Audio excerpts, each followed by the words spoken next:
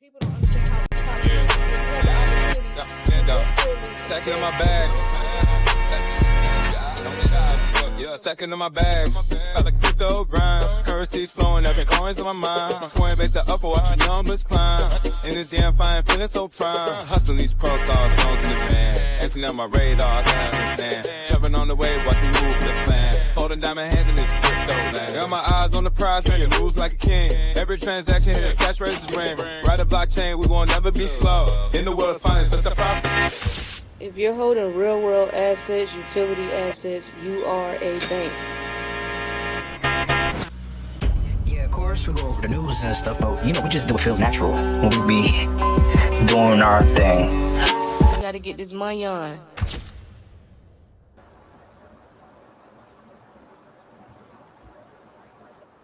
We gotta get this money all day. on. Yes, sir. It's a big day today. It's a big day today. I'm gonna be honest with y'all. I thought this Ripple approval for the bank charter, I didn't think we was gonna see that till 2026. I ain't gonna lie. I was not expecting it. I heard we could get it this month, but I didn't hold my breath for it. So because I didn't hold my breath for it, I'm a little too excited about it, but I don't care. So the OCC did give a conditional approval for Ripple. So yeah, we're just gonna get right into it because that was the biggest news today. So we'll actually share Brad Garlinghaus's tweet. Yeah, what this mean? So what this mean? Yeah, we're gonna get into it. Let me pull it up real quick. Where Brad tweet at? I got y'all. Yeah, we're gonna get straight into it. Hold on 1 second, y'all. Hold on. Here we go. Oh, I ain't pulled it up on the internet. Hold on. It's on the app. All right, y'all. Yeah, let's get into it. Everything moving slow. Something's going on with the internet, and it's been like this for like a week. What is going on? And it's everybody. You know. Yeah, it's moving mad slow. It's like mad. What's the word? It's lacking. It's lagging. All right, y'all. So here we go. So we got Brad Garlinghouse tweeted out. He said, "Huge news. Ripple just received conditional approval from the US OCC to charter Ripple National Trust Bank. This is a massive step forward. First for RLUSD, setting the highest standard for stablecoin compliance with both federal OCC and state. With y'all know that's New York, with the New York oversight. So to the banking lobbyists, your anti-competitive tactics are transparent. You've complained that crypto isn't playing by the same rules. Here's the crypto industry directly under the OCC supervision and standards, prioritizing compliance, trust, and innovation to the benefit of consumers. What are you so afraid of?" So here we are, guys. The flip of the switch moment that y'all been waiting for. I know it's like, oh, the price didn't move. Stop paying attention to the price. That is how you're gonna get fatigued out of the asset. You're gonna get mentally fatigued out of the asset. But right. This is all of this that's building up, like the bamboo reference that they've been using for years is going to happen. It's been a lot of building in the background, and when all this stuff comes out, it's gonna come out fast, and it's been coming out fast. But this was huge news. So let's talk about what this means. And go over that. Why did it just do that? Yeah, I don't know. There we go. You back? Yeah, I'm back. Okay. So yeah, let's just talk about what this means real quick and go over that. So, 1 second. All right. So the OCC, if y'all didn't know, that is the Office of the Comptroller of the Currency. They just granted conditional approval for Ripple National Trust Bank. And this is one of the biggest regulatory shifts we've seen in years.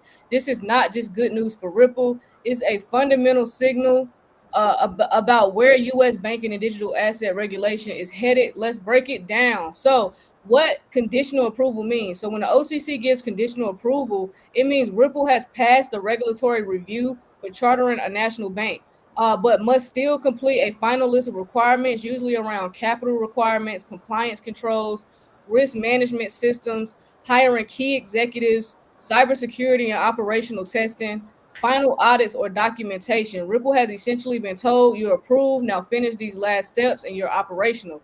So Ripple is on track to become a fully regulated U.S. national bank. This is massive because it places Ripple directly under federal oversight, the same level as major U.S. banks.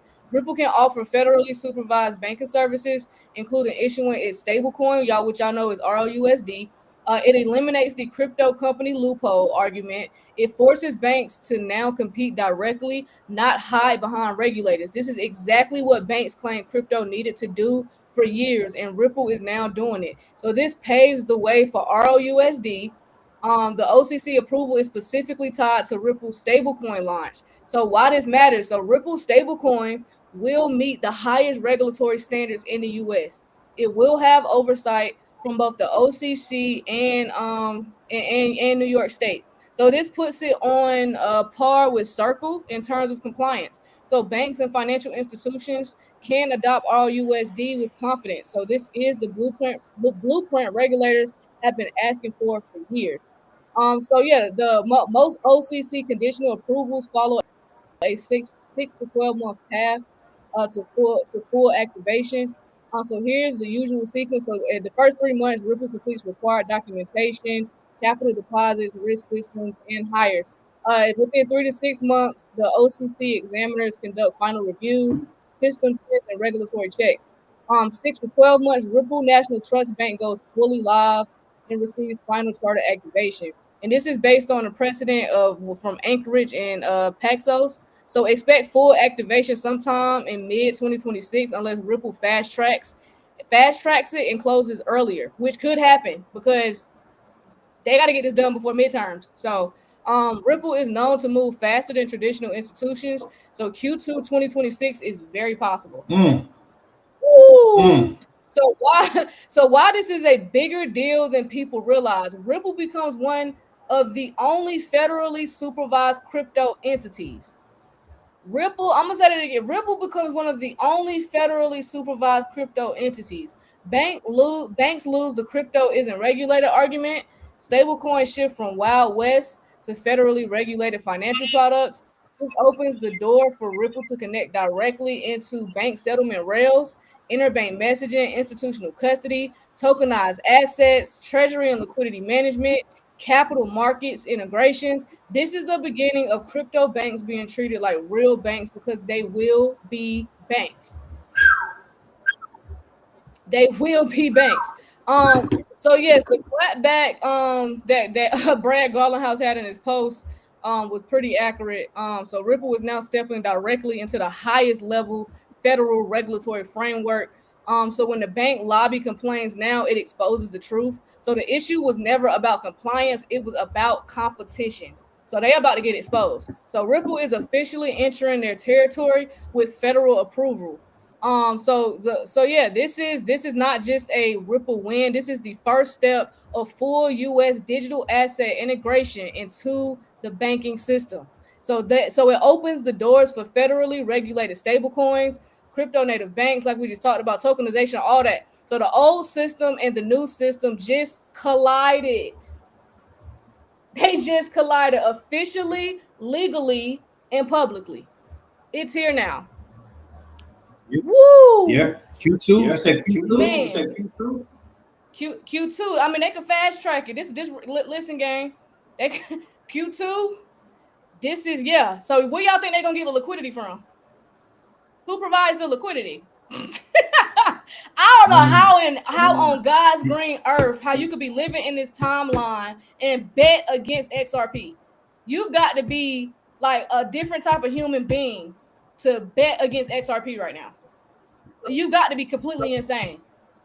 Because common sense just ain't common. Because a lot of y'all just be wanting shit to be in black and white. Why do you think Solana, and we're gonna talk about that today, why y'all think XRP joined Solana?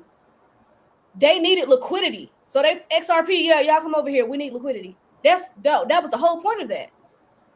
The CEO has already said XRP will be at the center of everything Ripple does. If you betting against XRP, you're slow. I'm sorry. You're slow. You're fucking slow. You don't want no money. Or either you secretly do have it and you're just opposition. You don't want to see other people be great, which is a very demonic spirit, or you've been paid to mislead people. Either way, I don't respect you. I don't. I don't.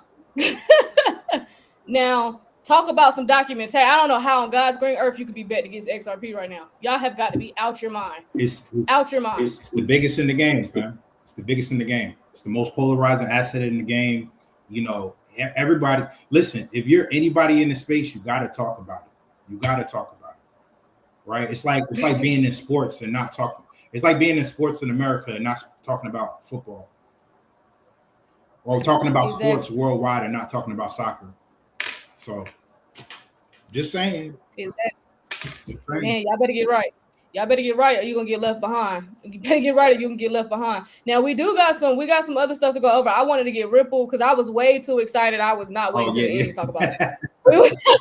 No. We had to that came hot off the press not too long ago. Yeah. I ain't had that long to prepare like I wanted to, but it's all good. We got the info out. We probably gonna be talking about this throughout the day.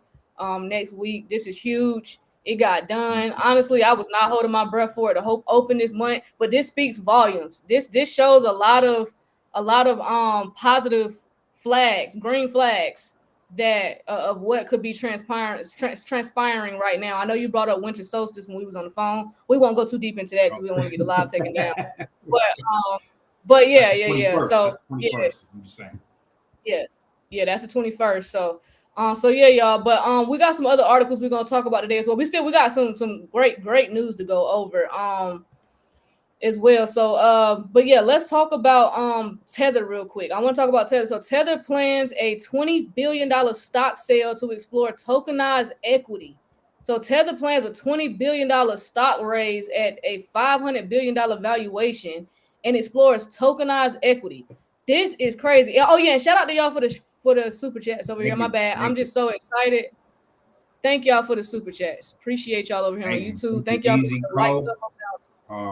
Yeah. Mr. J, Butterworth. Appreciate y'all. Yeah. Y'all running the like stuff on TikTok as well. Thank y'all because we already at 60K. Let's go ahead and get to 100 then. We already over halfway there. Let's do it.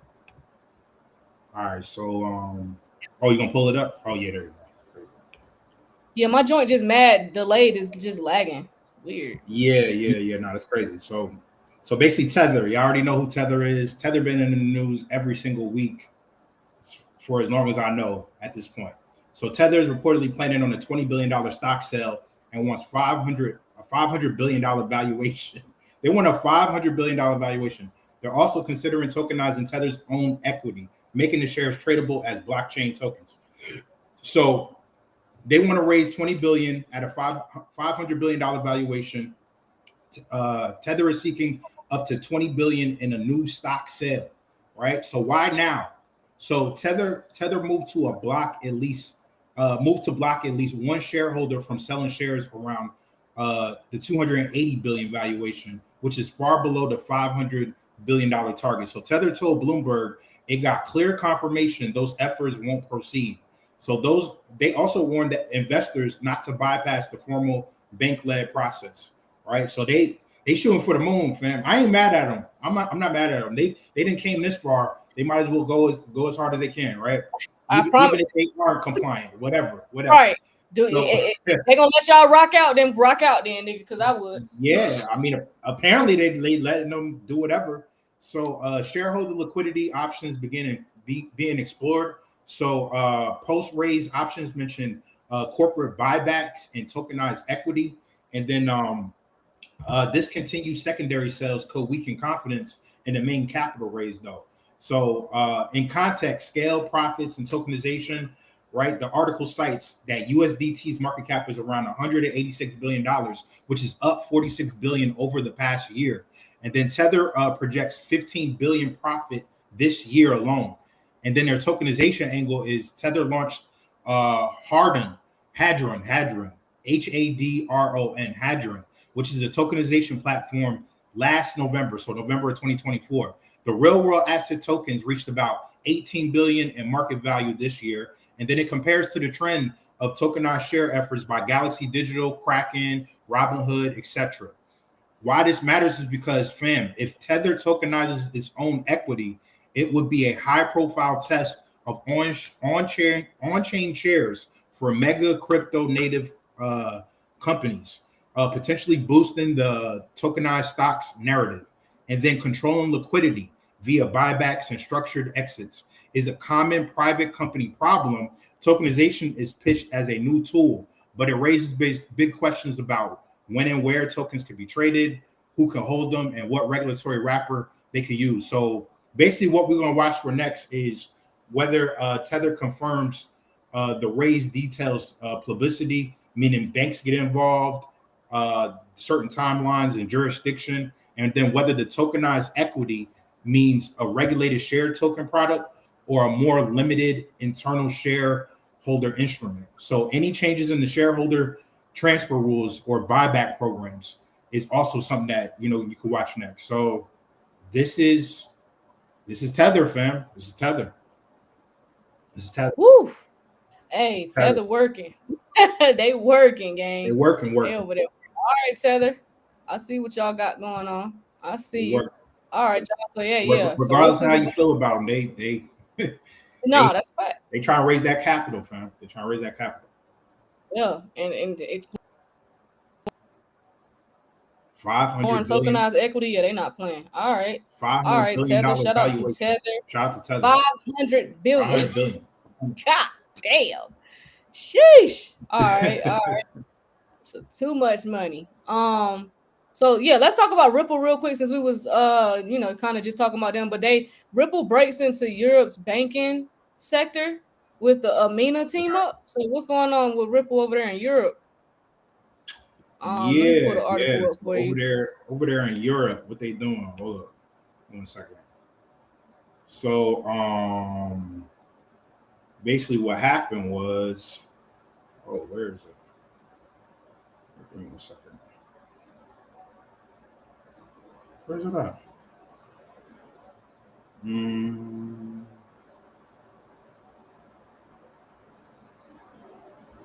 Oh man. Hold up, I can't find it. Hold up, give me 1 second.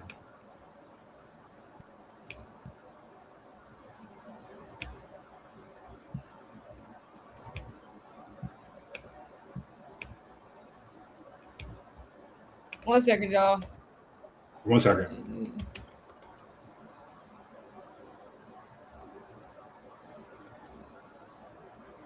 Okay. So Ripple breaks into Europe's banking sector. So Amina Bank is a regulated Swiss crypto bank, and it's now live with Ripple payments in its core banking operations. So the main points here is that what the partnership is Amina is integrating Ripple payments into its core operations, and Ripple positions this as a compliant bridge between fiat banking and blockchain rails. Because like what we saying before, like we've been saying, these banks are moving towards blockchain and they have no choice at all. So why it matters to the clients of Amina is because common pain points for crypto companies using traditional banks is transfer stalling, stablecoin related compliance hurdles, and settlement delays. Right, settlement delays. Those be a pain, fam, for real. And Amina's product lead says Ripple helps to reduce cross-border friction and improve speed, liquidity for Web3 clients. And then developments that were also mentioned was RLUSD support. And Amina previously became the first bank to support RLUSD, if y'all remember, which it claimed has surpassed $1 billion in market cap. And then the rail acquisition. So Ripple finally, I know, I just said damn. Oh, yeah. That's pretty fast, right? And then Ripple reportedly finalized a $200 million acquisition of Rail, which is described as the stablecoin payments firm handling 10% of global B2B stablecoin transfers. 10% of global business-to-business stablecoin transfers. That's a lot. That's a lot of transfers, fam. Even though it's just 10% of all global transfers, that's a lot. And then Ripple claims that this strengthens Ripple payments as end-to-end stablecoin solution. And then they also mentioned moving 75 million XRP to Binance-linked addresses as observed by trackers. So 75 million XRP was linked to Binance addresses. And then XRP on Solana. It also talks about Solana and how they'll get WXRP, which we talked about, issued by the manager Hex Trust and Layer Zero. And the intended use is to yield tokenized assets and liquidity on Solana one-to-one redeemably between XRP and WXRP. So what we're gonna watch is wow is right. What we're gonna watch is the bank adoption signal. So a regulated European bank going live with Ripple's payment stack suggests that crypto payment rails are moving from pilot into production. So we're out of that. We're getting out of that pilot phase. We're getting out of that testing pilot phase into production, actual production, and then Ripple buying stablecoin payment infrastructures while banks integrate what Ripple payments point to a push towards institutional grade stablecoin settlement, and then wrapped XRP on Solana aligns with the broader pattern of major assets becoming usable across multiple blockchains. No, this is huge. This is huge. And shout out to Paige. He said Ripple is creating an infrastructure for banks to use crypto without having to know how. Yep. Without having to know how. That is huge. Nah, it is. It is. I mean, this is big money being moved around. It's happening now, though, y'all. This is the moment we've been waiting for. We have been waiting for this transition. So we're getting out of pilot, like DJ said, and they are getting ready to now use the technology. Now you're gonna see your price appreciation that you have been waiting for.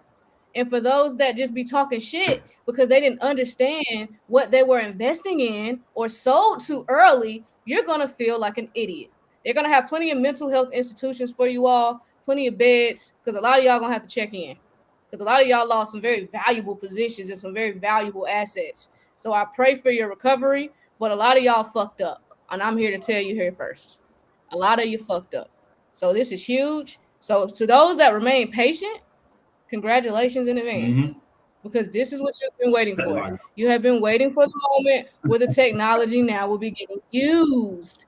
And now you see price appreciation. That's the difference between a security, which is what XRP fought so hard to make sure that they knew that they're not a security, to now utility, usage. Oh my God. What the asset actually is, the technology that they will be utilizing, which in turn increases the price. Oh my God. Yeah. Now does it make sense? Yep. And it sucks that we're at this point and a lot of you sold. A lot of it, not necessarily y'all on this live, but it's haters. It probably is haters looking on the outside, especially on TikTok, because they let you watch on the outside. Hating, mad, sold too early. Goddamn. That's why we kept telling you education was the way to educate yourself, inform yourself on these assets, understand that they are technologies, not securities. Crypto does not operate like the stock market, not this side of it at least. Not this side. So we're here. It's happening. Shout out to Ripple again. Ripple with another one. Shout out to Ripple. Here we go. Shout out to Ripple. Y'all better get ready for 2026. 2026 is going to be great for crypto investors, specifically those who invested in utility assets, real world assets. Great for us. 2026 is going to be awesome. Some people so shout out to everybody who positioned. Yeah, shout out to everybody who positioned themselves. Some people said I got a lot of shit talking to do to some folks. They just gonna know. 100%. 100%. So here we are. So here we are, gang. Oh, we almost had 100K. Y'all running it up. All right. Yeah, let's keep running. Make sure y'all liking the live over there on YouTube too, fam. I don't know where we at. But. Yeah. Y'all gotta hit that like button. Hit that like button if you haven't. Hit that like button as you're coming in over here on YouTube. Make sure y'all hit the like button. Appreciate it. So we're gonna let's talk about it let's talk about Phantom real quick before we get into the juicy stuff. We gotta talk about the DTCC and this announcement that they came out with yesterday, and then I'm gonna pull up some receipts from our good old buddy Kurt. Let me actually see if Kurt, I know it's Friday. Let me see if my good friend Kurt can chime in. I just hit him up to see what he was doing. But Kurt sent some great receipts for us to go over today on his behalf, so y'all already know. Kurt got the greatest receipt box I've ever seen. But yeah, let's talk about Phantom real quick. Let's get into Phantom. That way we could get to some other stuff. But this is good news too over here from Phantom. Phantom. There we go. So Phantom, yeah, they integrated with what's this called? Kalshi? Kalshi, yeah. To bring prediction. Yeah, to bring prediction markets to its Web3 wallet. Yep. So here we go. Yep. So basically what happened was that they launched Phantom prediction markets via Kalshi. So how it works is that Phantom users buy tokenized positions that reference Kalshi's markets, right? If y'all don't know what Kalshi is, it's prediction market, you know, pretty much betting on what's going to happen. And their funding options is Solana or Cash, which is Phantom stablecoin. Phantom stablecoin is called Cash, CAHH. I can't spell. But the integration avoids the usual friction of creating a separate account, moving funds to another platform, and switching apps tabs to track markets. So Kalshi operates under the US CFTC oversight already, right?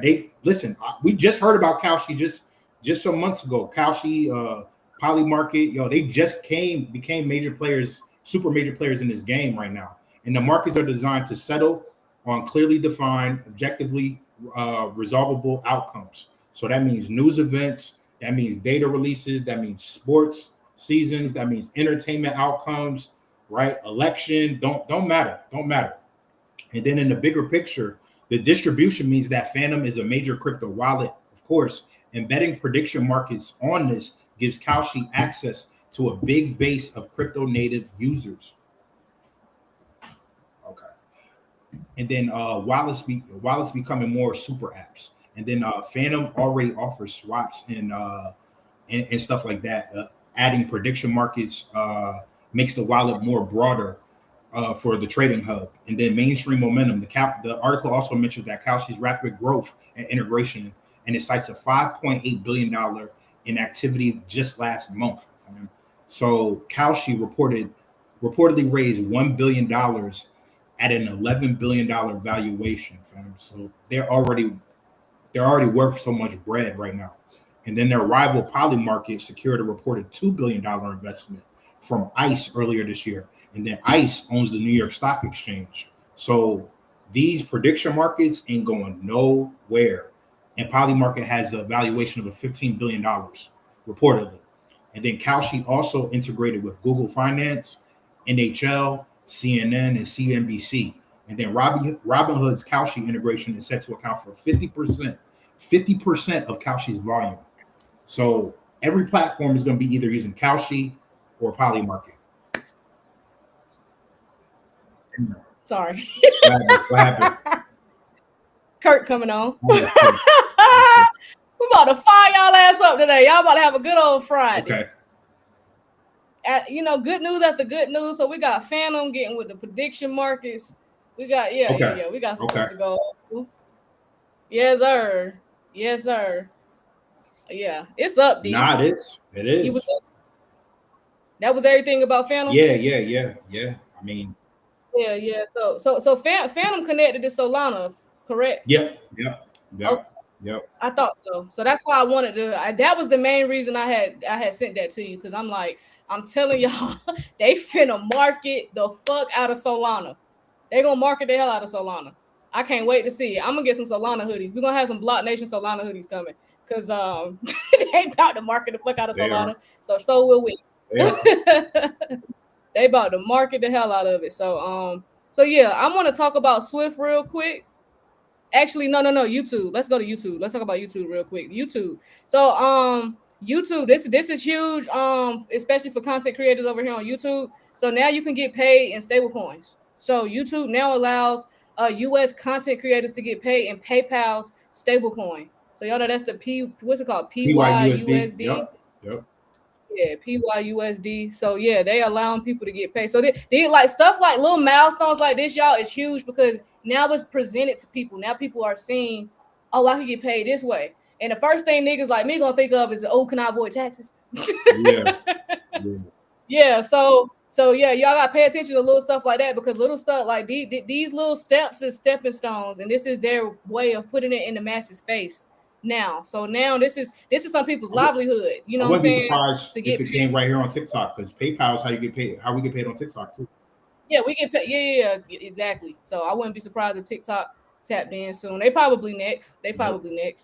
Um, So yeah, let's talk about PayPal real quick. So YouTube has quietly rolled out a new payout option that allows eligible US creators to receive their earnings in PayPal's dollar-backed Mm. stablecoin, PYUSD, instead of traditional fiat. So YouTube creators in the US can opt into PYUSD payouts for ad revenue, memberships, super chats, and other earnings. So the feature uses PayPal's existing payout infrastructure, so YouTube doesn't have to handle crypto itself. PayPal does the conversion and transfer. PYUSD is a regulated dollar-pegged stablecoin issued by PayPal and backed one-to-one by USD reserves. Currently, one of the largest stablecoins with a multi-billion-dollar market cap. So this is one of the largest mainstream uses of stablecoins in consumer-facing payouts to date. So this is huge because this is real integration of blockchain money rails into everyday platforms. So stablecoin payments at scale, lower friction, faster settlement, big tech adopting tokenized money quietly, and another milestone in crypto's movement into mainstream financial services. So what creators should know is you don't need to manage wallets or wallet keys. PayPal handles the crypto piece. YouTube still pays in fiat first. It's then converted into PYUSD if you opt in, and currently it's currently available only for US creators in the YouTube partner program. So the takeaway, so this is one of the most significant uses of stablecoin payments by a major consumer platform, and it signals how digital dollars can quietly become part of everyday financial infrastructure without flashy crypto branding. So yeah, this is pretty huge. Wanted to definitely point that out. That was pretty big for YouTube to Oh do. yeah. Oh yeah. That means we here, fam. We here. We Here. here. Shout out to the content We creators, here. fam. Shout out to all the content creators that create Yeah. not just on YouTube but across the entire internet. This is gonna be more commonplace. Yeah. So me and D gonna look into the payout to get paid out Oh in yeah, the yeah, stable coin. yeah. But if it's gonna delay the payout, we ain't doing it. But Well, it shouldn't. It we don't shouldn't if like it's. no, I shouldn't. No, I shouldn't. We'll look at it though. But no, that's pretty big. That's pretty big. So yeah, it's here, y'all. It's here. This the moment we've been waiting for years. So if I'm overly excited, you got to understand I've been investing in crypto since late 2019. I took it very serious at the end of 2020, going into 2021. So I've been here a little longer than some people. Some people have been in longer Mhm. than me. So, but yeah, when you've been here for over 5 years and all this stuff is finally happening, stuff that like we've been seeing the seeds planted for years now. They've been planting seeds for a minute now. That's why we got all these receipts. So this is like huge right now. So we actually seeing the transition happen in real time. So it's here now. It's time for folks to get paid and reap the benefits. And for once, retail got to get in. Any other time we had a boom, we were locked out. Retail was locked out. You had to be accredited. You had to blah blah blah. You had to be making this amount of money. Like our parents, grandparents, they were all blocked out of these opportunities. We actually get to invest in them Yes. this time. There's no excuses this Nope. time. You have access, and they made it so easy for you that you could just do it on your phone.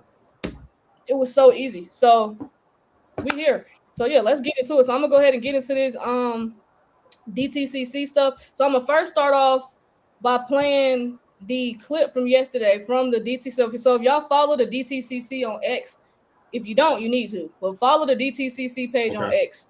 Um, and they talked about an historic milestone that happened. So let me share my tab. So it says in a historic milestone, the DTC received a no action letter from the SEC. Before we get started, D, because I know you've done this before, but let's do it for the newbies. Can you please tell these people who the DTCC is so they know the importance of what we getting ready to I'm go over sorry. You and say how that big it again? is?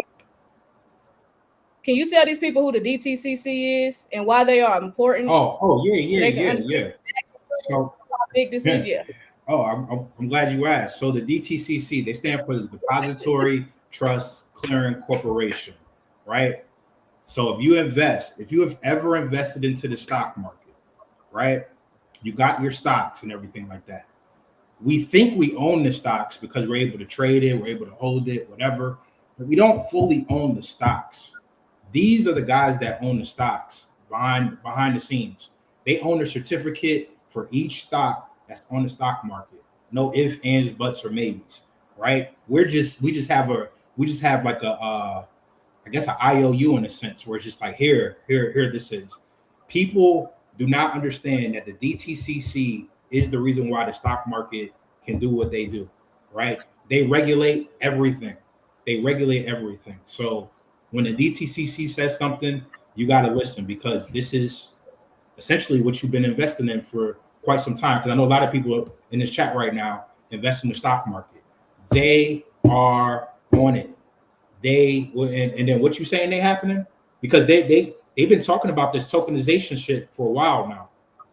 Actually, earlier this year, we ran the trial video that they did when they was talking about how everything is moving over to blockchain, and how they mentioned Stellar, they mentioned, what was it, Stellar, Solana, and Ripple?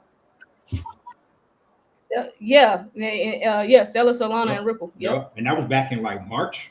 That was like back in March or February. I don't know. Time be moving fast, so I don't know. Who we got? Oh, what's good, Kurt? I didn't even see you there. Yeah, we got Kurt in here. What's happening? Nah, I was listening to you cook. You was giving the value, so okay. Nah, for sure. So as far as like clearing and settlement and custody and record keeping, this is them people. So right here we got to clear. So Kurt, I'm gonna start off with what they announced yesterday, and then we're gonna get into these receipts. We're gonna get into these receipts so we can put it all together for the people. So let's watch this clip from yesterday. About two I'm and a half very minutes. happy to share with you that today marks a pivotal moment for our industry and the future of digital markets. After years of industry experimentation with digital technology, I'm excited to let you know that DTCC has received a no-action letter from the SEC. This letter authorizes us to develop and operate a new and voluntary service to tokenize assets held at DTC. This is a significant milestone for several reasons. First, our new tokenization service will serve as the bridge between TradFi and DeFi.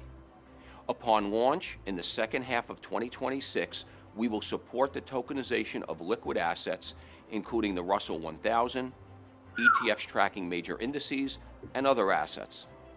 Second, and importantly, we will offer the same investor protections and ownership rights as traditional book entry securities currently held in custody by DTC. In other words, we will provide digital assets the same care as we do traditional ones.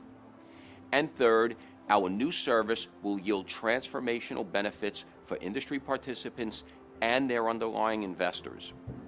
These include greater collateral mobility, new trading modalities, and 24/7 access. We're excited to help innovate for the industry and to empower our participants and their clients to tokenize. In doing so, we will work collaboratively with the industry to create a safe, sound, and efficient market infrastructure for digital securities.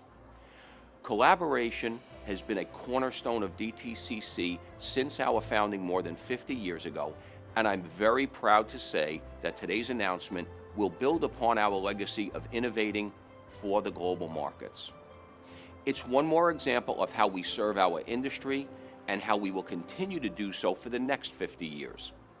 While the new tokenization service is an important step forward to drive digital asset adoption, in many ways it represents just the beginning of a larger transformation that we will help drive as a strategic partner to the industry.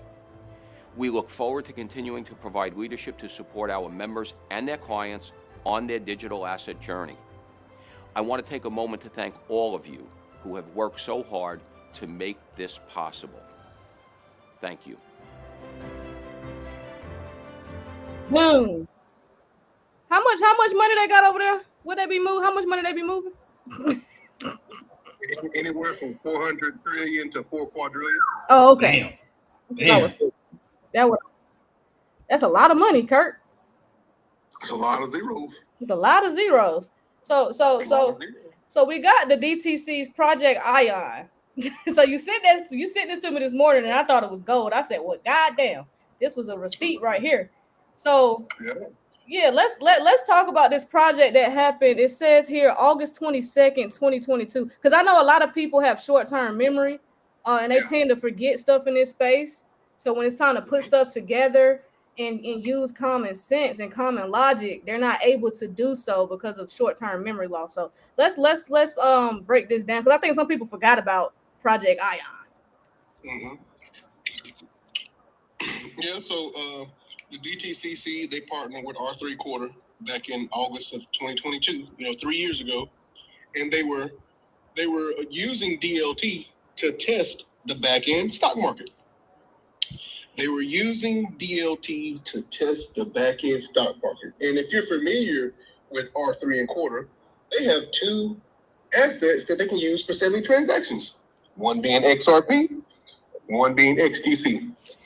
So with that being said, there's only one right now that has legal clarity and going to have enough liquidity in it to perform that function if the value is high enough. We ain't got to play a guessing game. We can play the process of elimination.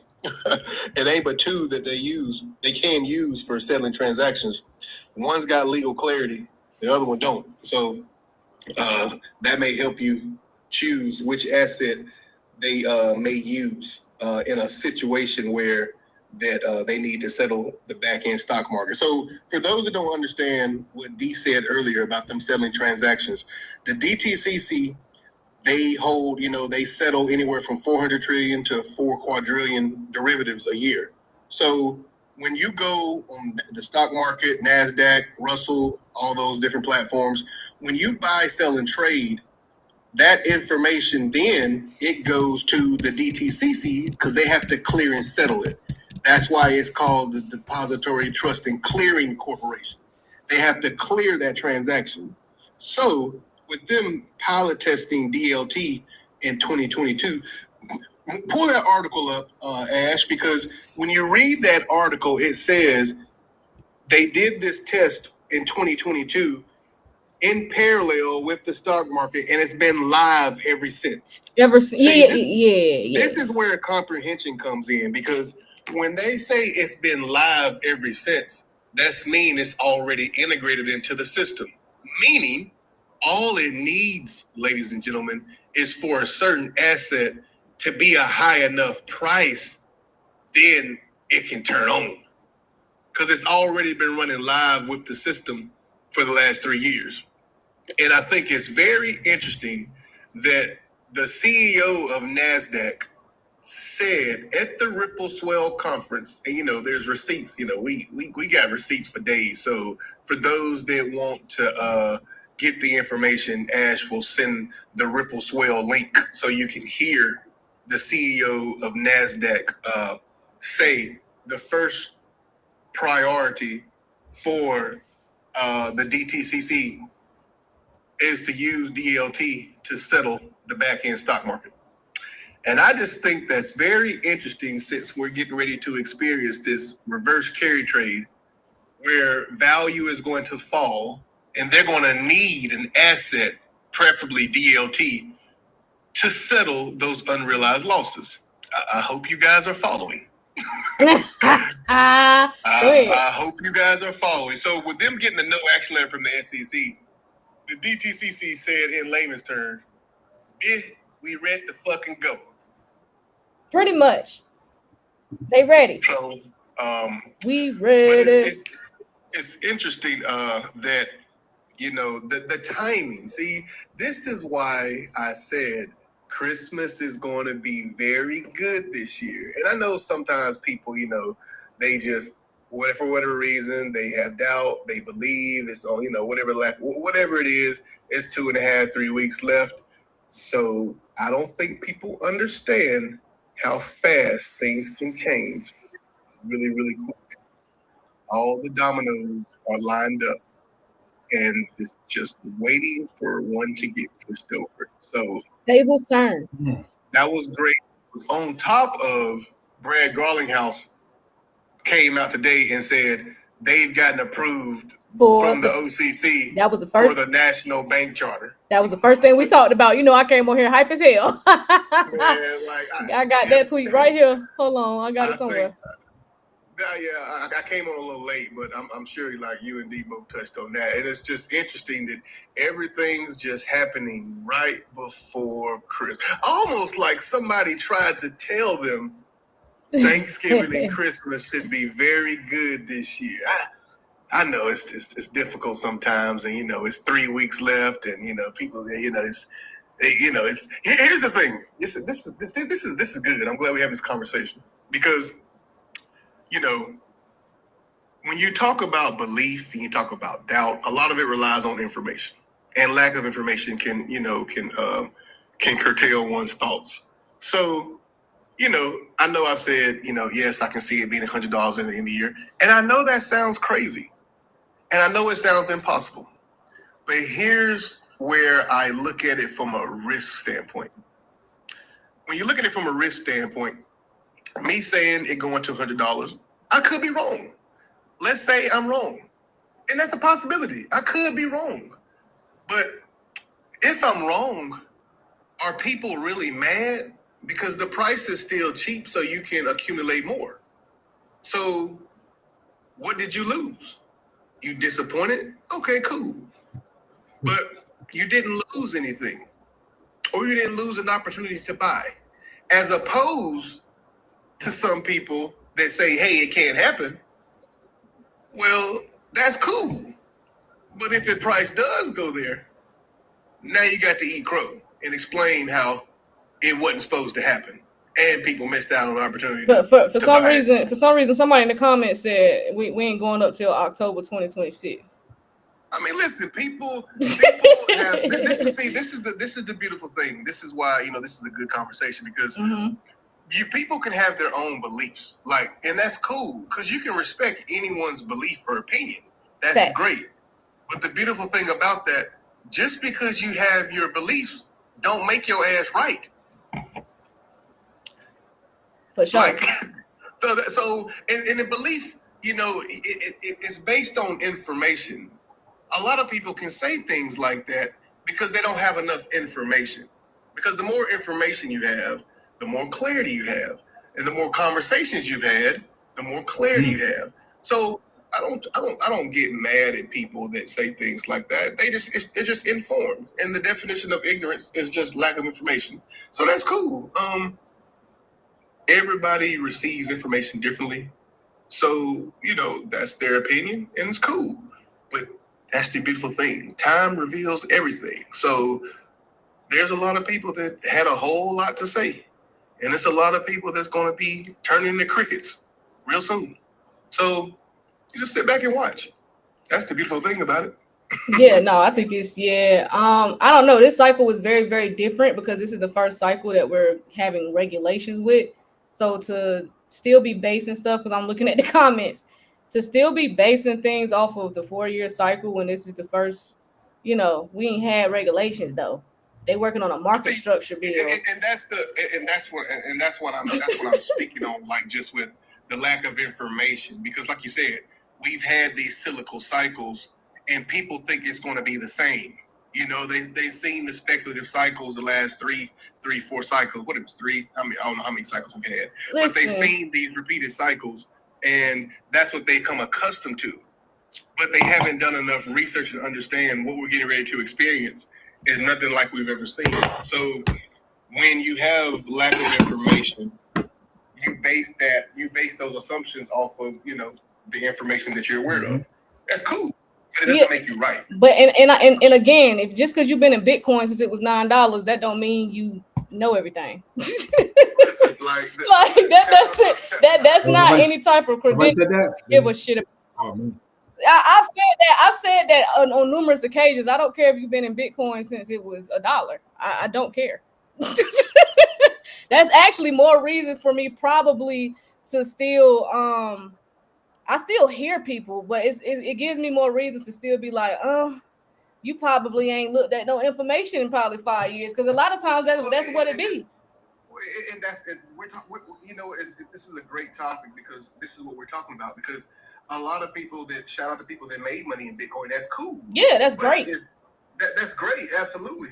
And a lot of people, what happens is they get so emotionally tied to their investment because that's where they made their lick in, that they have tunnel vision and they have blinders on. They can't see nothing else. That's why they can do, Bitcoin only, or that's only Bitcoin. And it's like, anytime I hear somebody say Bitcoin only, I know you're not educated enough to have a conversation with me. Right. So I'm not gonna waste my time. I'm not gonna waste my time debating with someone that I know has a lack of information. Because I'm just gonna make you look stupid, and we can't have a real conversation, and you're just gonna rebuttal and say things like, well, it did this in the past, and it did this in the past, and it's yes, I know exactly what it's done in the past, but you don't know where this thing is going, and that's why your responses are based in lack of information. But it's cool because I'm interested to see. I just want Bitcoin. Here, let's do this right here, and this is crazy. So we're gonna, I like numbers because I like to use numbers because math will just show you how stupid your decisions are. So right now, Bitcoin is about 90,000, right? I think XRP is around $2, which is cool. So let's just say somebody got some money, right? And they're like, hey, I was told by somebody that I respect, I want to get Bitcoin. Cool. So Bitcoin is $90,000. You get one Bitcoin. So XRP is at $2. Do you know that one Bitcoin at $90,000, if you were to buy XRP for the same value of 90,000, that would give you 45,000 XRP tokens. That's a lot. We'll hold it right there. So 45,000 XRP tokens, and then the person that spent the one Bitcoin, 90,000. Cool. I'm gonna go out 6 months from now. I'm gonna go out to July because I already said XRP is gonna be $1,000 by July. That's a fact. Don't care if you believe it. By July. By July. I said by. I use my words very, very specific and intentional. So by July, right? So we're gonna do some math real quick because people like math. So let's say somehow Bitcoin goes to $200,000 by July, which it's possible. It's possible. It may do it. So that person that bought one Bitcoin at the 90,000 and it goes to 200,000 in July, they're gonna make 110,000 profit. Shout out to them. They made 110,000. But the person that bought the XRP, they bought the 90,000 worth, and they got 45,000 tokens. When that goes to 1,000, they sitting on 45 mil. 45 mil versus 10,000. This is why I say sometimes people need to do math so we can remove these emotions, because these emotions got you caught up in stupidity. Damn. And it's not that you're a stupid person. People are all smart. They just don't think. So, listen, I'm not telling nobody what you should or shouldn't do. I'm saying do some math, pull your calculator out, and see what makes the best decision for your pocketbook. Because you have to do what's best for your return on investment. And like you said, if you want to buy it at 90,000, that's cool. And it could go up to 200,000. But here's what I know for a fact. That bitch XRP going to $1,000 by July. By July. So here's the crazy thing. With that being said, okay? Now this is crazy. With that being said, and this is where I tell people you got to just use common sense and math. If I have a good understanding and this person sounds like they know what they're talking about, if this thing goes to $1,000 by July, what does Bitcoin have to go to in order for me to equate that same return on investment?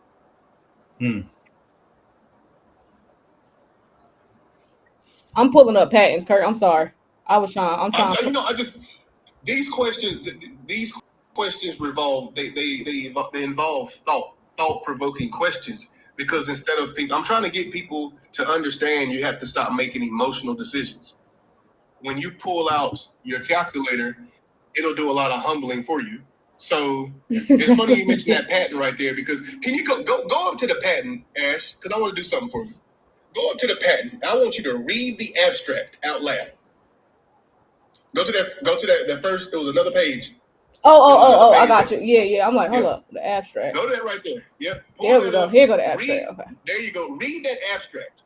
I want you to read it out loud so people can hear it, and then I'm gonna see if I can, explain it a little easier if I can. Read the abstract. Okay, so the United States patent. So system methods and storage media for managing digital liquidity tokens in a distributed ledger platform. This is the Stop right there. Stop right there. I just want you to stop. Whoa, Big Bull City in the building. Hold on, Kurt. You ain't Yo. Yeah, bottom right. Okay, here we go. So, hold on, Kurt. What's that A word right there? I can't see. Apparatus. Apparatus, because you know my country ass was not finna say that right. An apparatus, computer readable medium, and computer implemented method for creating and managing a distributed ledger, non-fungible token data structures that represent the liquidity function for any two distinct representations of assets. The representations may be different assets or a single asset type with different characteristics, including ledger, network, jurisdiction, availability, etc.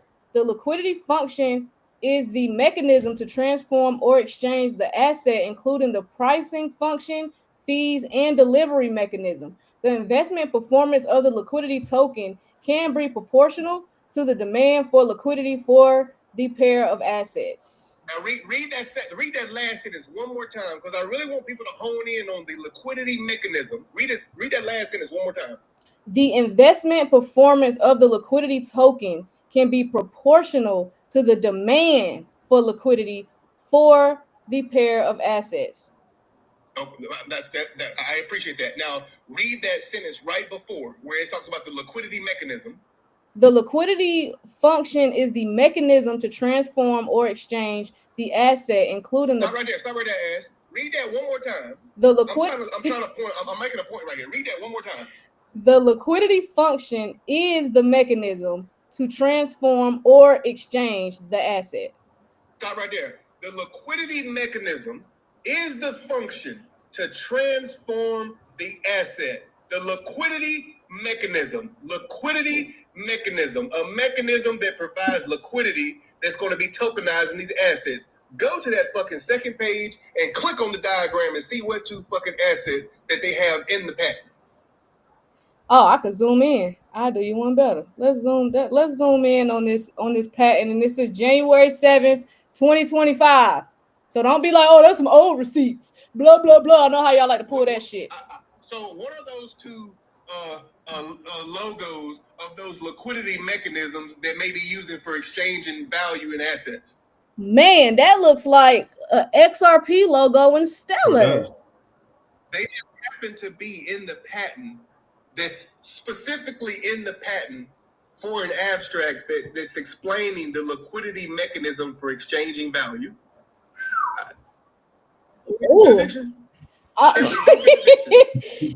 Because they ask you what's backing your claim for a $1,000 XRP by July. I don't think he needs too much. Too much information. Too much. I'm stopping. So what backs my claim for the $1,000 by the end of the year? 7 years of research, understanding all these institutional documents, and understanding how much money is flowing through this system, that it only makes sense for this asset to be $1,000 to settle the back end stock market. And as far as moving Swift value, Swift settles 5 trillion in messages daily. I wanted them to see the Bull City right there. Shout out to Bull City. Shout out to Durham. Shout out to Big Durham, not the little one. You feel me? I'm sorry. So I'm glad you read that. I wanted you to read that patent so they can hear these certain words. So thank you for reading that. Because I need them to hear, this is why comprehension is important and getting access to the information. Because that liquidity mechanism, when I seen that in the abstract, and exchanging value, and then you go down through and you look at the figures, they didn't just put the XLM y'all. I remember y'all did a live a couple months ago, and you and D were doing the live, and the guy was doing the pilot test. You remember the pilot test? Yes. And he called out those particular S- networks. yes. Ripple, Stellar, Solana. You're referring to the DTCC demo. Yes, sir. The demo, absolutely. The 1 hour long demo where they're explaining how they're going to be using this demo to move value instantly. And it just so happens that the DTCC is sitting on 100 trillion in assets they're ready to tokenize. So, you know, people forgive me for my tone being raised because I get excited when people say things that may challenge what I understand to come because they don't have the understanding. So forgive me for that. But it's all in trying to educate and you know, let people know what's coming. So sharing this information, you know, discussing these patents live, explaining it, because everybody does not have the appetite to understand the patents because sometimes they're technical, which I get it. But this is why, you know, you have to leverage people for their understanding and lean on their understanding. You know, sometimes, you know, there's a good book out there that says, do not lean on your own understanding. And that's what a lot of people do, and they end up missing out because they don't want to lean on someone else. Everybody has different skill sets. Everybody has different superpowers. So you have to be able to learn how to benefit from others. That way you can grow and continue to learn. It's crazy. It's crazy, Ash, that you got Bull City in there. I forgot the DTCC was incorporated in New Jersey. I forgot they had an office right there in Jersey City. You know, D, that just woo, chosen. So that office is in New Jersey and it's Securrency in Durham, and then me and you linked up. Yeah. Somebody better, hey, I'm about to go do that. What's that little praise break they used to do at church back in the day, Kurt? They start playing that music. Oh man, I almost took off. You know how back in the day, grandma and them used to take off. They used to do run a lap around the church. They used to get so excited. Like, I thought your leg would hurt. Yeah, I'm like, Grandma, I thought you just had knee replacement surgery. I almost hit a praise break, boy. Somebody in the comments asked, I don't have a prediction for XLM because I just don't. I know it's going to increase in price. I don't have a prediction with XLM. I understand XRP because it's going to be used to solve this liquidity crisis that they've been controlling. You forgot you was on live. Yeah, get you some water, Kurt. I don't want you to choke. Get you some water. Yeah, okay. Speaking of choking, boy, listen, I sure would hate to be a Bitcoin only investor or a person that told people Bitcoin only with what's getting ready to happen because, man, this is huge. So I hope y'all understood that DTCC breakdown. Can y'all please send some flowers, some hearts, some fires for Kurt, please, and thank him for coming up and breaking this down for y'all. I'm so glad he did it and not me. I'd rather he had did it because he had sent me the information. So I'm so glad he was able to come up here and inform y'all and break it down so y'all can understand it. Because I know a lot of the tech jargon can get a bit confusing. And we 1000% understand that. And then, you know, it could get confusing. And then you have a lot of people that sound very smart, but are very misinformed. That's another big issue in the crypto space. So yes, y'all got to send Kurt his flowers and all that, because he did not have to break this down for all of us to understand it. He could have stayed in his tech bubble, you know, and they could have just talked amongst themselves and left us out. And we would have been like, what's going on? I appreciate the flowers. You know, you and D always giving back. So it's like, you know, when y'all give me an opportunity to come up here and share information, you know, I'll just add in and sprinkle what I can, just provide clarity because, you know, like I told you earlier, Ash, if I win, we all win. So yes, appreciate you. So it's like, you know, yes, there's no need in, you know, like you said, these folks print money every day. Ain't no need in me trying to gatekeep. Like, people about to get crazy wealthy off this asset class because of timing and execution before the masses are able to get positioned. So who am I to try to gatekeep? We'll be good regardless. But if I know I can try to help someone I can put the information out there. Now, like you said, you can't make anybody do anything, but you can just give information out there and let them make an informed decision. So my goal was to, try to provide the information in a manner, make it digestible, make it easier to understand. So those that, came across the information like you and Dee did 3 years ago, you were able to understand it, do your own due diligence, invest into it when it was 30 cents, 32 cents. Yes. Some assets were 10 cents, 6 cents. So I don't think people really understand how important that was to get those assets and bag up and accumulate then because of what's getting ready to happen and letting your money work for you. And don't get it twisted. 2026 is just the beginning, y'all. So when Kurt said that, we don't stop there. You're early. That's like warming the car up. Yeah, you were early, so you get to reap the benefits of the assets as they go up because you were early. You were here when it was ugly. You was here when people thought you was crazy out your mind. I lost friends, family members. Don't speak to me. People think I done lost my mind. When I said, I'm. You know what's crazy, Ash? Sorry to cut you off. No, you're good. You're hitting on a great topic because a lot of people that are coming in late, shout out to them for getting invested later on. But a lot of people, they got to miss the emotional roller coaster. They got to miss all of the up and down, the FTX crash, the when they used the futures in 2018 to crash Bitcoin and Ether. Like people missed that. Like you missed the up, you missed all the roller coasters. Now you get to come in on this bitch, whatever this reverse carry trade when it fall out and wash out all the BS, and you get to come in like at the bottom. Like I don't think people really understand like getting in this asset class early before the institutions and the masses. Like this has, like you were saying earlier, this has never been done before. Our parents didn't have this opportunity because they put up the guardrails, and you got to be an accredited investor to quote unquote protect the investors. They're not protecting investors. They're keeping your ass out of generational wealth. Exactly. So it's like when I understand what's getting ready to happen, and this value from traditional markets is going to leave that asset class, come into digital assets. Like, so when people sell assets, the money doesn't disappear. It just rotates into something else. So when people say and reiterate this wealth transfer, this is traditional money leaving those traditional, stocks, bonds.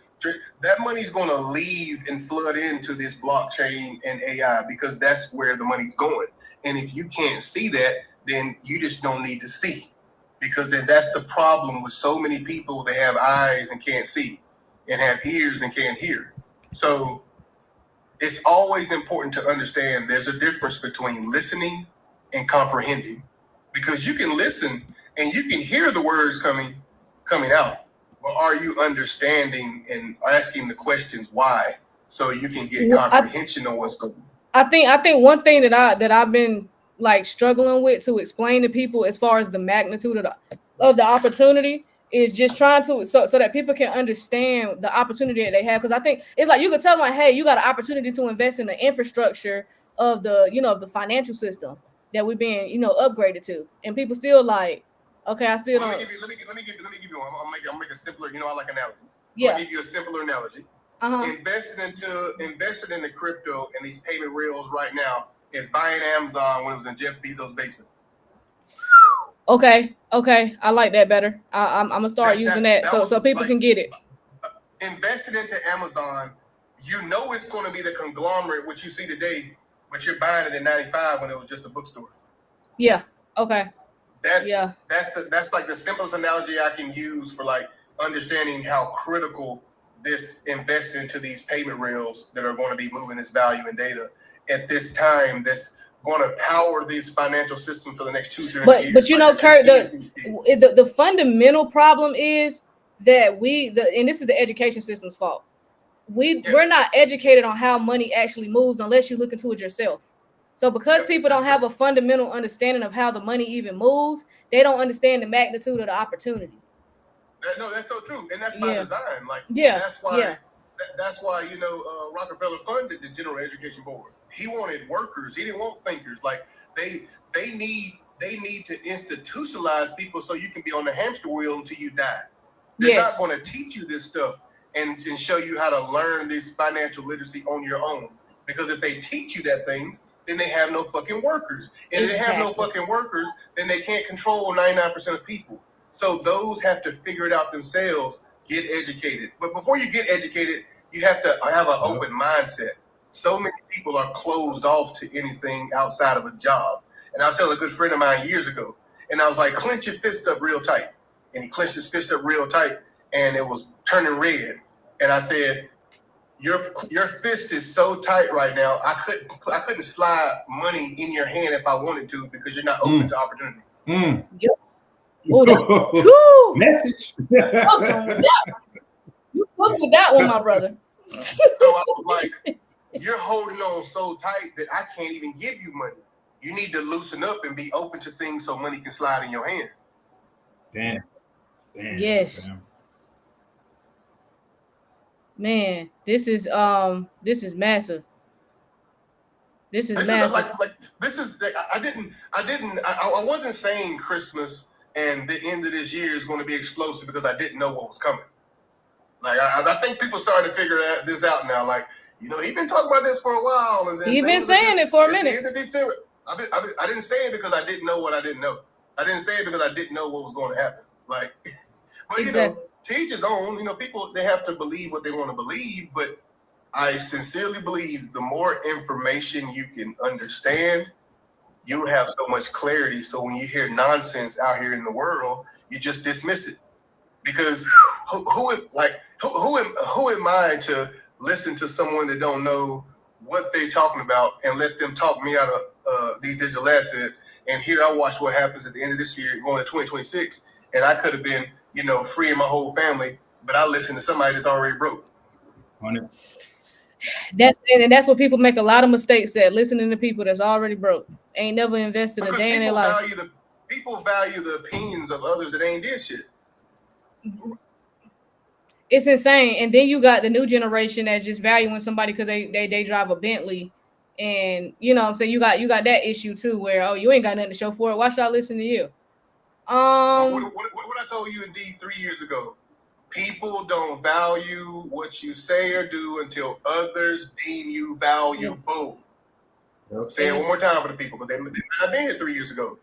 People won't value what you say or do until others deem you valuable. So it's not till somebody sees D and Ash helping others or somebody praising them for what they did to then find value in you. Yeah. Sad. It is. Sad. That's how humans work, though. Yep. That's how it works. So, man, but hey, we appreciate you, Kurt. Golly, we could talk about this shit for hours. I know we could. We could really go in. We could really go there. But I appreciate you, and you already know. Blessed to. You know, when y'all ask me to come up, I have no problem because y'all are not selfish with information, and you give value back, and you're always giving flowers. And I think I've told both of you guys this, like, you know, separately, like, you can't do nothing but respect a person that does nothing but give you flowers. Nah. Right. So when you and D and, you know, y'all say, you ask, I have no problem. Like, if I'm available, I'll come in and share some information, because if I can provide clarity, let's say somebody's on the fence and they're like, man, you know, I'm right there. I don't quite understand. It may be something I say that can just give them the clarity they need to make that decision. And then that decision they make can position them to take whatever assets that they have. And now, because of the timing and the positioning when they invested, now they 10x, 100x on their asset just for getting clarity from one person.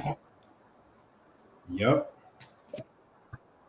And I'll drink to that. Nah, we appreciate everything that you've been given for the past several years, because at this point it's been years. You know what I mean? Like, it's been years. Listen, you know, like when you and Ash humbled me, when y'all said a while ago, like, the reason I started doing content was because the way Kurt was giving me information, it gave me the ability to, like, we can really, like, I was so humbled about that. I was watching. The first time I saw you was on this iPad right here. And I was watching. And then I said, I knew I had found some shit. I couldn't understand it. And then when you explained it, I said, oh shit, I found some good shit. Like, I said, this is some life-changing stuff. And then I just kept watching you and T, and y'all was doing those Facebook lives. And then T would do them whiteboards on YouTube and, you know, everything else. So, yeah, man, listen. Because I had found the information, but it wasn't 100% registered. I'm not a tech person. So it wasn't 100% registering the way it should have been. Like, I knew it was important, but I couldn't understand it. And this was before Chat GPT. And that's why I did the analogies. That's why I lead with the analogies, because like whether it's the Megazord was showing the 5 different assets, or using the spades, like other people play spades, they understand. That's why I was like, Joker, deuce, diamond, deuce, spades, Joker, big Joker, XRP, little Joker, XLM, 2 of diamonds, that motherfucking H bar. Because somebody asked me in the top, what are your top 3? XRP, XLM, H bar. Bingo, is that easy? Hey, I can't choose between XDC and H bar, so I'll be putting both in the same number. Listen, I like I like it. And XDC is going to get its shine, but H bar with that gossip protocol, and them getting all the AI data from NVIDIA and Intel, and they got an ETF coming out. Damn! Don't kill him, man. Killing him. This is what I'll share for the people that are on the video. All of the assets that D and Ash and many others have covered that are going to have utility, the institutions are going to buy them all up. They're going to gobble them all up, and they will never sell them, because they will be the bearer instrument that they will build these financial products off of. There's going to be more ETFs. There's going to be more ETPs. There's going to be more digital asset treasuries. You're going to see more index funds coming out. Like BlackRock just announced their ETF. They didn't say what was in it. They just said it's going to be an ETF coming out. And I can guarantee you all my assets, that bitch going to be loaded with XRP. So, you know, so the goal for them is they're going to buy it all up. Because remember, they print money. So they're going to try to buy it all up, and you're not going to be able to get it within time. So that's why, as you and Dee were both saying earlier, this time is so precious, because you really have like a finite window. I can't tell you when the window is going to be closed, but the window is closing. Yeah, good job. I love how you worded that. I was finna cut your ass off. I can't tell you when it's going. I can't tell you when it's closed, but that bitch is closing. And listen, and I say this right here. This is what I can give, and this is not financial advice. This is life advice. I'm giving this gonna be a life hymn right now. It would behoove people to accumulate what they can while they can before that fucking Clarity Act gets signed. And that Clarity Act will get signed sometime in first quarter. We in the first quarter now, baby. It depends on what calendar you're in, but the Clarity Act, the Clarity Bill will get signed sometime first quarter. I don't know, late January, February, something like that.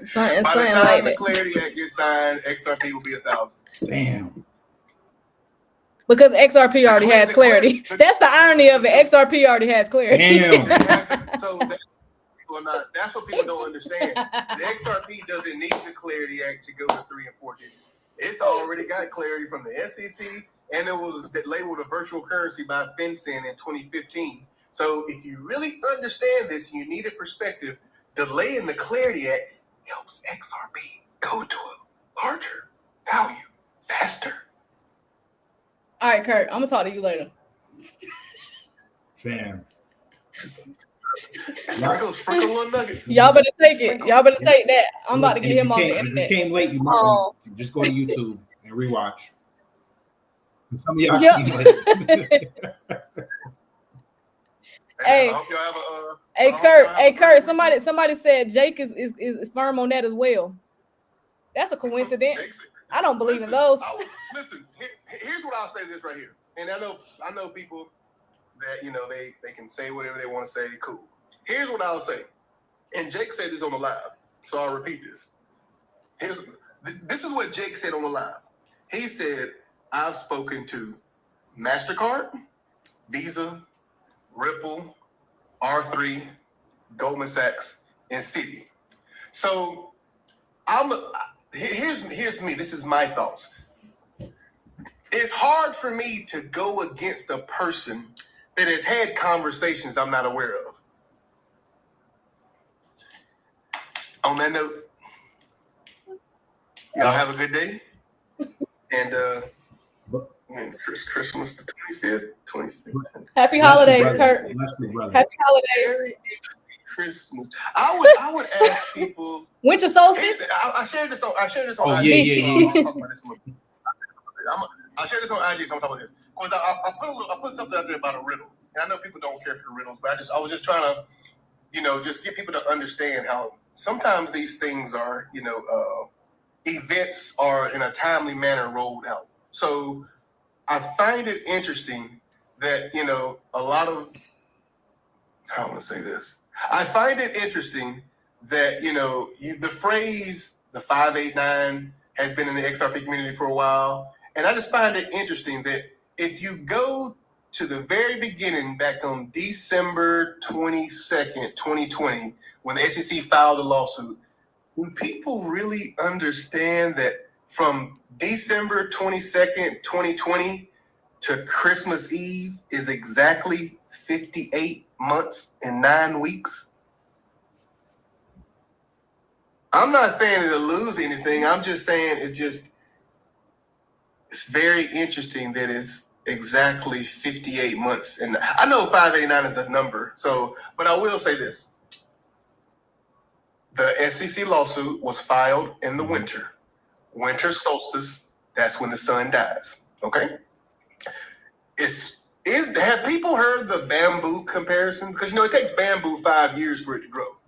And it just so happens that it's 5 years coming up. Winter solstice, which is 12/22 this year. 5 years. And the bamboo said after 5 years, it takes about 6 weeks for it to grow 90 feet. 90 feet. 90 feet. That's tall as hell, ain't it? In 6 weeks. And 6, very tall. Just it's very interesting. It's exactly 5 years. Exactly 5 years in bamboo. And then it's just very, very right at Christmas Eve. Almost like you're about to get a gift open before Christmas. When I was a kid, Kurt, I used to beg my mama to open up one gift on Christmas Eve. Was I the only kid that did that? No. You used to do that, Yeah, Christmas Eve. Definitely. Yeah, I used to ask to open up one gift on Christmas Eve. Yeah. It's like a tease, right? It's like you get that one gift and it just it's just interesting. We'll see if it's a very Merry Christmas. Yeah. Okay. On that note, happy holidays. Happy holidays, Kurt. Thank y'all for bringing me up. Yeah, for sure. Appreciate you, gang. And I guess we'll just talk. We'll talk. We'll sit back and watch more information continue to roll out because I have a feeling there's going to be some more information coming out. I think it will. Soon. Yep. And soon. People who placed bets and was betting against certain people, I think y'all about to regret that. But I don't know nothing. I'm gonna talk to y'all later. I'm gonna talk to you later, Kurt. I'm gonna call you. Appreciate you guys. All right. Thank you for all y'all do. And, appreciate you, fam. Yeah. We'll see Kurt next time. Yes, sir. You already know. All right. So we're gonna bring Coop up, or we're gonna wait till this evening. What you want to do? We could just wait till this evening. I think he left. He told me he had to go. He left. Okay. Yeah, the dip. Okay, no, it's all good, y'all. We're gonna have Coop come on later. He gonna talk to y'all next. So y'all make sure y'all be on the evening live. We got Coop coming next. Y'all ran it up to 200,000 likes. That's what it is. Yay. Gang. Y'all listen, like to be in the space right now, like, oh my gosh, I can't wait. Like your future self is so fucking proud of you, gang. I know my future self is like, good job. Good job. Keep doing what you're doing. Yes. Keep doing what you're doing. Yes, sir. So we'll be back on later. The last thing we're gonna do real quick though, before we hop off, I will do this crypto policy roundup for the week. Because I know y'all like the market structure update since Kurt just brought that up and told y'all better do what you can do before that Clarity Act gets signed. For sure. Let me pull this up. I'll just go over this and then everything else I'll just wait till later, D. But yeah, no, let's talk about this real quick. So, all right, so Capitol Hill, so they're actively shaping the crypto's role in the financial infrastructure.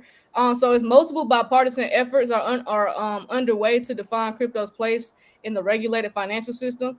So the SEC and the CFTC are both redefining their playbook. So this week we saw the SEC and the CFTC take actions and issue signals that affect how crypto is regulated, supervised, and integrated. So the SEC chair indicated most tokens are not securities, reshaping expectations about how digital assets will be classified legally. And the CFTC has been actively involved in market structure talks, including interpreting crypto delivery mechanisms and future trading frameworks. So these signals reduce ambiguity around which regulator handles what, a major uplift for legal uncertainty. So that's huge that the SEC is telling y'all that most digital assets will I'm sorry, most digital asset tokens are not securities. So I hope that helps a lot of people who pay so much attention to price and they let price discourage them and FUD them out their bags. I hope y'all understand that. If you understand that it's not a security, then the use of the technology is how you see price appreciation. So that right there itself is good information to have. And then you have regulatory clarity equals institutional confidence. So this matters big time for institutions because clear definitions help custodians, brokers, and banks build compliant products without fear of running of uncertain interpretations. So when regulators signal they understand and intend to regulate constructively, capital flows become more predictable, and traders and funds can better model institutional risk, improving participation and liquidity across markets. So and then you have policy roundups are now market indicators. So you have trader positioning, volatility expectations, institutional allocation decisions, ETF, and product flows. So this isn't about crypto gets mentioned in DC. It's about policy shaping market structure and capital flows in real time. So yeah, this week we got a lot from the SEC and the CFTC. We got some much needed information and clarity from them and how they're moving forward. So we'll see what happens next week, and if they can vote on something, these Democrats can control themselves, or if the theater is going to continue, we will see. But other than that, y'all, we'll be back on this evening. We'll be back on this evening. We appreciate y'all, and yeah, we'll see y'all later.